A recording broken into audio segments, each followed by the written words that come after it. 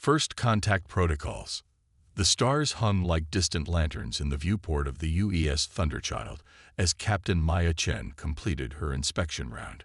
Earth's newest vessel, officially designated as a deep space research platform, represented humanity's greatest technological achievement and most closely guarded secret. At 42, Chen had earned her command through a combination of tactical brilliance and unflinching resolve during the resource wars that had nearly torn Earth apart a decade earlier. "Status report," she requested, sliding into the command chair at the center of the bridge. Lieutenant Raj Kumar, her sensor officer, responded without looking up from his station. "All systems nominal, Captain. We're maintaining geosynchronous orbit above the Pacific. The prototype shield is operating at 98% efficiency." Chen nodded. The Thunderchild had been commissioned in secret, funded by a unified Earth government born from the ashes of old national rivalries. Humanity had finally understood that division was a luxury they could no longer afford. "Captain," Kumar's voice suddenly changed, tension evident in every syllable. "I'm detecting an unknown object decelerating at the edge of our sensor range. It's coming in fast." "Classification." Chen leaned forward. "Unknown. The mass and composition don't match anything in our database. It's approximately 2 meters in diameter and generating an energy signature unlike anything I've ever seen." Chen's expression hardened. For decades, Earth's governments had debated whether humanity was alone in the universe. The Thunderchild had been built because enough influential people believed the answer was no. "Track it. Initiate first contact protocols. Alert Earth Command." Within hours, the object had settled into a high orbit above Earth and begun systematic scans of the planet below. Despite repeated attempts at communication across all known frequencies, the object remained silent. "It's mapping our infrastructure," noted Commander David Okafor. "Chen's XO. Military bases, power plants, communication networks." Chen's lips thinned to a hard line. "That's not scientific curiosity." The decision was made within the highest levels of Earth Command. The Thunderchild would intercept the object for closer examination, using its experimental stealth systems to approach undetected. The operation was executed flawlessly. Using the ship's gravitational manipulation system, technology reverse-engineered from mysterious artifacts discovered beneath the Antarctic ice sheet, the Thunderchild captured the alien probe without damaging it. "It's transmitting," Kumar reported as the probe was secured in a containment field. Powerful burst transmission directed toward the Kuiper Belt. Chen didn't need to hear more. "Battle stations. Prep the Thunderchild for potential hostile contact." The response came 3 days later. Long-range sensors detected a massive object decelerating at the edge of the solar system. A vessel that dwarfed anything humanity had ever constructed. Nearly 3 kilometers in length, its hull seemed to absorb light rather than reflect it.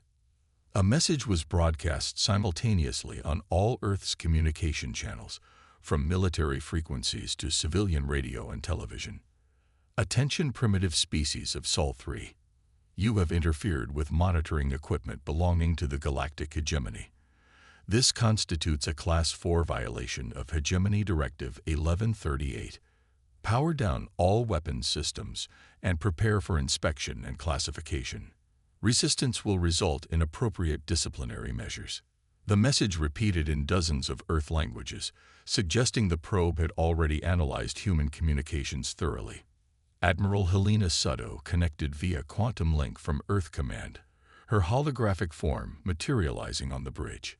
"They're treating us like children who've mispaved," she observed, her voice tight with controlled anger.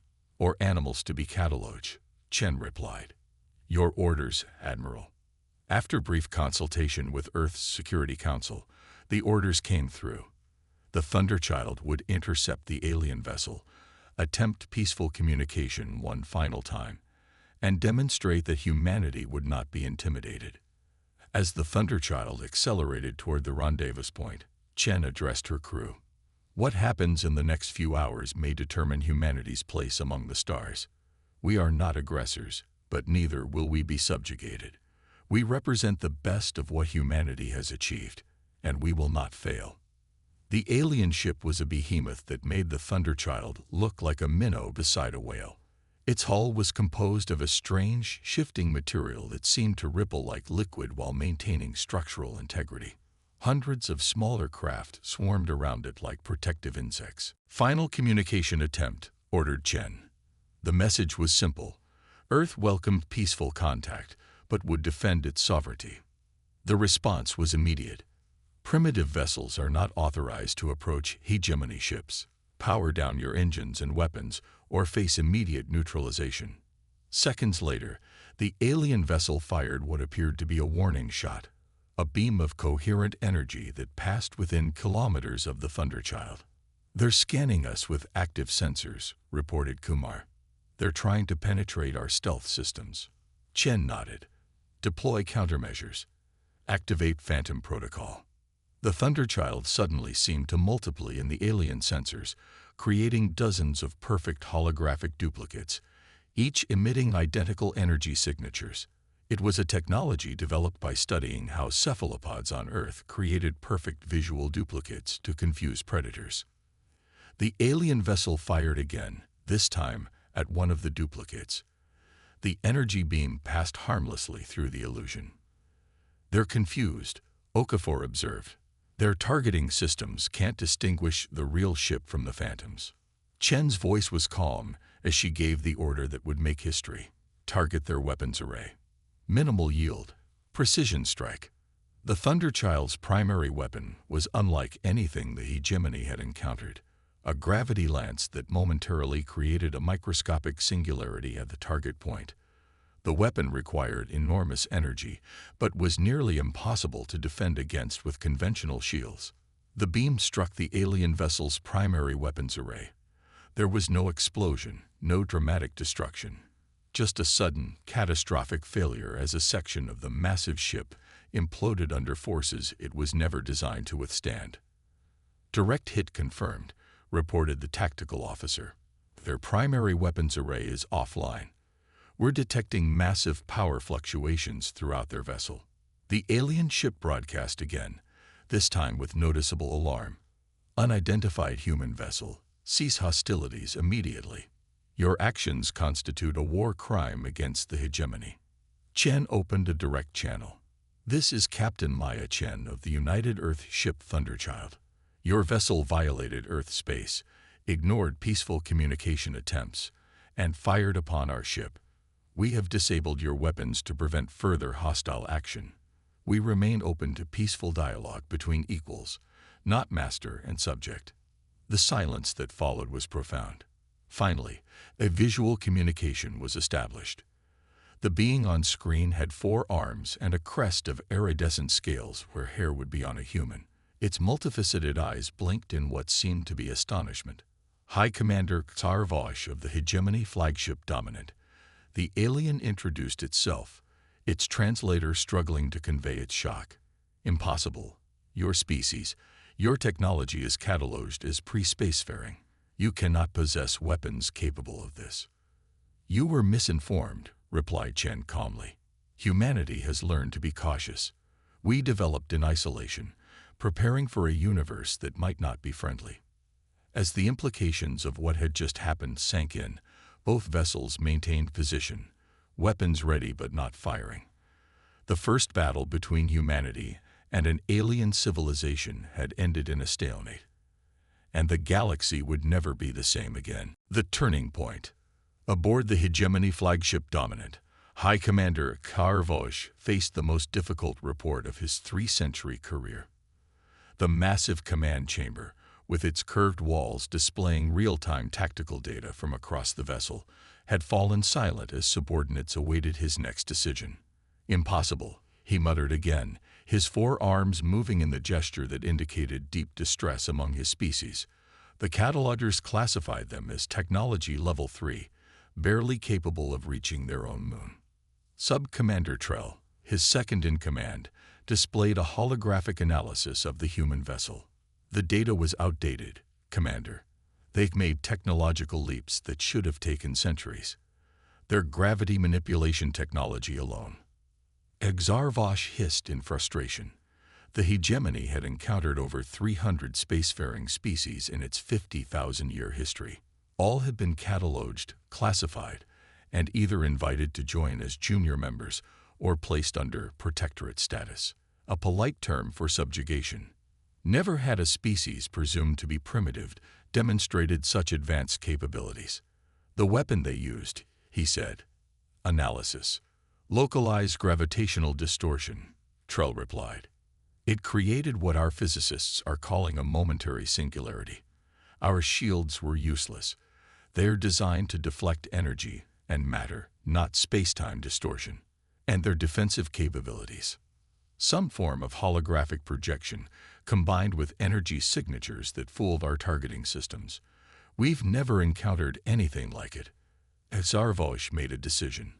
Open a direct channel to the human vessel. On the bridge of the Thunderchild, Captain Chen received the communication request with cautious optimism.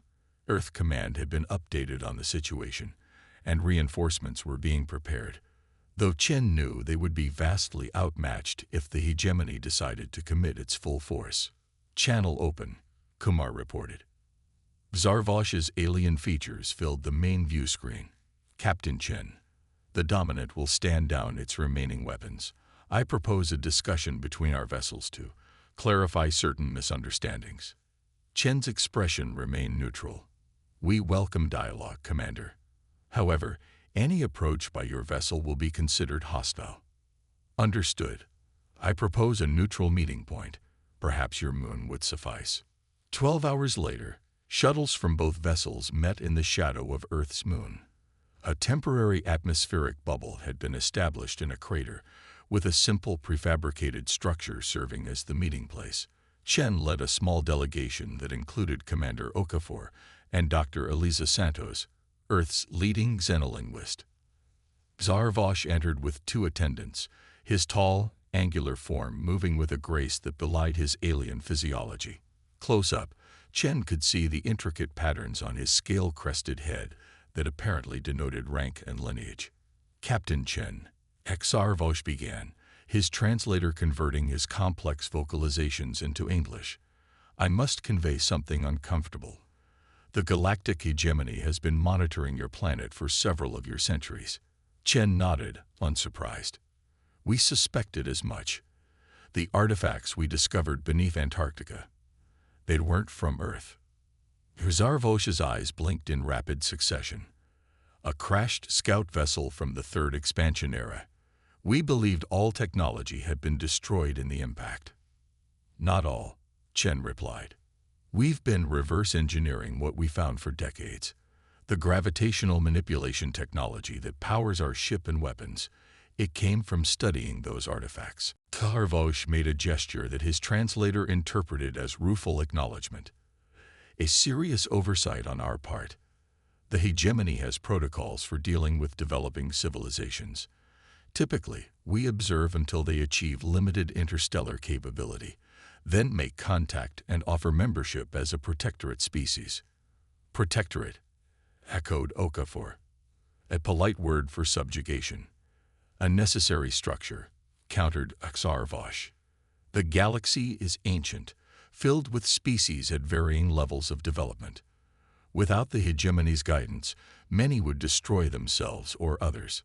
Or perhaps they would find their own path, suggested Chen. Humanity nearly destroyed itself multiple times, but we learned from our mistakes without outside intervention. The discussion continued for hours, covering everything from hegemony politics to Earth's history. Gradually, a picture emerged of a galactic civilization whose stability was purchased at the price of conformity. A system where younger species were guided, but also controlled. Your development presents us with a dilemma, Zarvosh finally admitted. You've demonstrated technology that rivals some of our most advanced member species, yet you've had no guidance in its ethical application.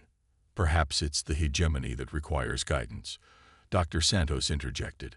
A system that classifies and subjugates cannot truly be called ethical.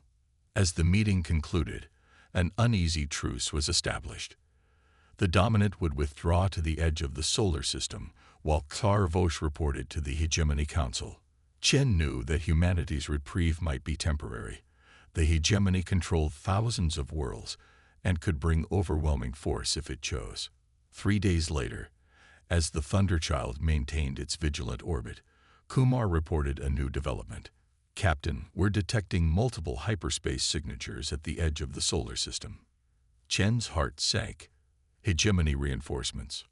"No, Captain. The energy signatures are different, and they're broadcasting on an open frequency." The message that came through surprised everyone on the bridge. "Attention, Earth vessel. This is Ambassador Lorella of the Free Worlds Confederation. We have received reports of hegemony aggression in your system. We offer assistance and alliance against hegemony expansion." New vessels appeared on the sensors, smaller than the dominant but more numerous, with designs that varied widely, suggesting diverse origins. "They're positioning themselves between us and the hegemony vessel," Kumar reported. A second communication followed, this one from Xarvosh. "Captain Chen, it appears our situation has become complicated. The Free Worlds Confederation is a coalition of species that rejected hegemony membership. We have been in a cold war with them for centuries." Chen suddenly understood. And now they see Earth as a potential ally with valuable technology. "Precisely. The Hegemony Council has reviewed my report and reached a decision. I am authorized to offer Earth unprecedented terms, full membership in the hegemony with no protectorate period, in exchange for sharing your gravitational technology." The implication was clear. Human technology had shifted the balance of power. Both galactic factions now sought alliance with Earth, not subjugation. Earth's Security Council debated for days while the Thunderchild maintained its position between the two alien fleets. Finally, Admiral Sato delivered their answer directly to Chen. "Captain, you are to inform both the hegemony and this confederation that Earth declines both offers at present. We will, however, open diplomatic relations with all parties as an independent power." When Chen relayed this decision, Xarvosh's reaction was one of genuine surprise. "Independent? No newly contacted species has ever remained independent." "Humanity has a saying, Commander," Chen replied. "The rules change when the game changes, and humanity has changed the game." In the months that followed, Earth established its first extraterrestrial embassy on a neutral world at the edge of hegemony space. The Thunderchild's technology was refined and installed on additional vessels built in Earth's orbital shipyards. Human diplomats traveled to worlds whose names they could barely pronounce, forging alliances and trade agreements. 1 year after the historic first battle, Captain Chen stood on the observation deck of the newly commissioned UES Pathfinder, watching as representatives from 27 alien civilizations arrived for the founding conference of the Galactic Concordat, a new interstellar organization based on principles of mutual respect rather than hierarchical control. "Did you ever imagine this outcome when you fired that first shot?" asked Admiral Sato, now serving as Earth's chief diplomatic officer. Chen shook her head. "I was just trying to keep humanity from becoming a footnote in someone else's history. Instead, we've become the authors of a new chapter." As the delegates filed into the conference chamber, Chen reflected on the strange twist of fate. Humanity had spent millennia looking up at the stars, wondering if they were alone. The answer had come not with a whisper of radio signals or a distant probe, but with a confrontation that tested humanity's resolve and found it unbreakable. The galaxy had faced a human warship for the first time, and nothing would ever be the same again.